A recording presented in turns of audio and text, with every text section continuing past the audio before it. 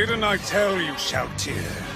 Ainzul Gone does not know defeat.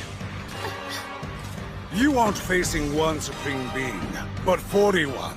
The might of all Ainzul Gone stands before you now. Sorry, but you were destined to fail before this battle even started. Shalltear Bloodfallen, there is a reason the Supreme Beings of Nazarick chose me as their leader, and you will learn it firsthand. Prepare yourself.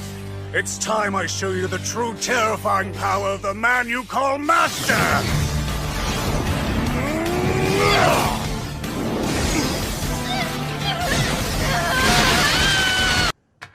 This is a battle with swords, not some fistfight. As long as one of us is still breathing, then this fight's not over. You're making this a fight to the death? Why? There's no reason! You mean you need a reason to fight? Why don't you just accept it, Ichigo? You enjoy fighting as much as I do. You crave power, isn't that right, Ichigo?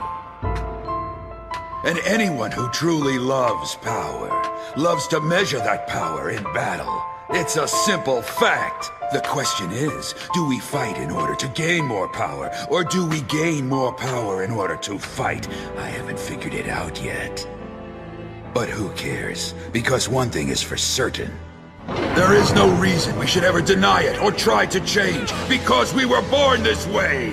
You have always wanted to fight, and you always will, Ichigo. It's part of you. You do it instinctively. You have no choice but to fight! Because it's the only way to gain power. Fight, Ichigo! If you want to control that power, take your sword and cut down your enemies! There is no other path. No way to move forward. Or back. Fight, Ichigo! We humans, we're all the same. Every last one of us. For some it's drinking. For some it's women. For some even religion. Family, the king, dreams, children, power. All of us had to spend our lives drunk on something, else we'd have no cause to keep pushing on. Everyone was a slave to something. You talk a lot. You don't understand me. You don't even understand yourself. You're just a thug who got lost in the mist and ended up here. You can't even control where you're going. Am I wrong? No one who dares to raise their hand against a comrade ever dies a decent death. Remember that. Well, that means our fates are sealed. Seems you and I are depraved and worthless. Not true. We're both human, not fish. No matter who you are, you do not truly know what kind of man you've become until you reach the very end. One realizes one's true nature at the moment of death. Don't you think that's what death is about? Itachi. So, if you pray and polish the altar enough times, someone who's dead will be brought back to life? Something like that.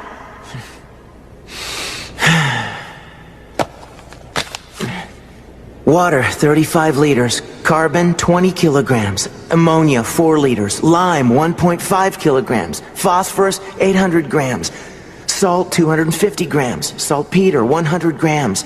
Sulfur, 80 grams. Fluorine, 7.5. Iron, 5. Silicon, 3 grams. And trace amounts of 15 other elements. What's that? It's all the ingredients of the average adult human body, down to the last specks of protein in your eyelashes. And even though science has given us the entire physical breakdown, there's never been a successful attempt at bringing a human to life.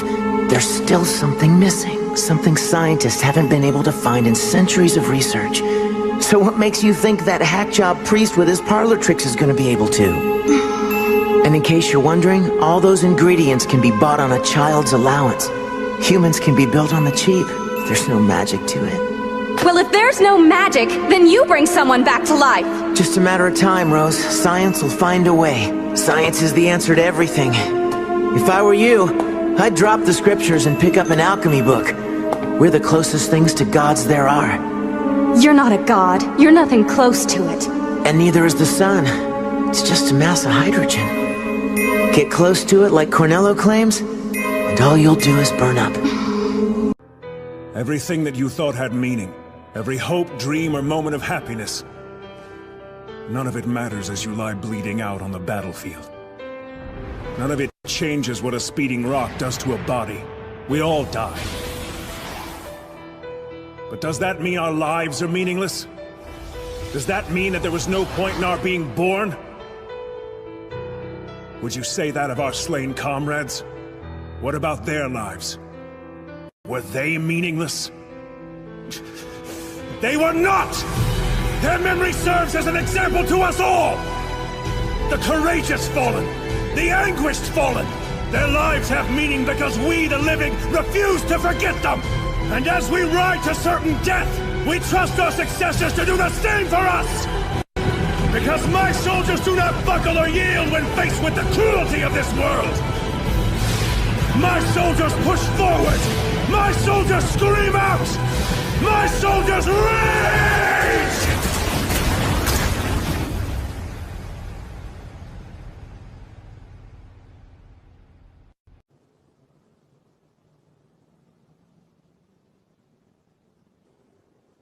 Is that you, Hashirama?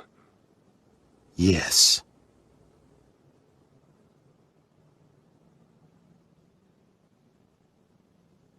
I guess that neither you nor I were able to achieve what we wanted. It's never that easy. Our job is merely to do all that we can do while we're alive.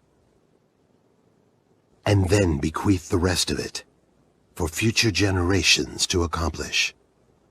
You are so naive, just as you usually are. And you have always been the optimist. Although, perhaps that is the proper way to be. The dream that I had has been squashed, but your dream is still relevant now, and it continues to live on. We were both too hasty. We didn't need to reach our dreams ourselves. It was far more important to cultivate those who would come after us, to whom we could entrust our dreams. Which means I would have failed anyway. After all, I have always hated having somebody standing behind me. When we were just kids, you once said to me, "We are shinobi after all. We never know when we might die." And you also told me that for neither side to die, both of them would have to reveal what's inside of themselves, hiding nothing at all, and to drink together as if they were brothers. But the both of us are about to die. So right now, we have a chance to drink together as old war buddies. As war buddies? Huh? Well then, I suppose that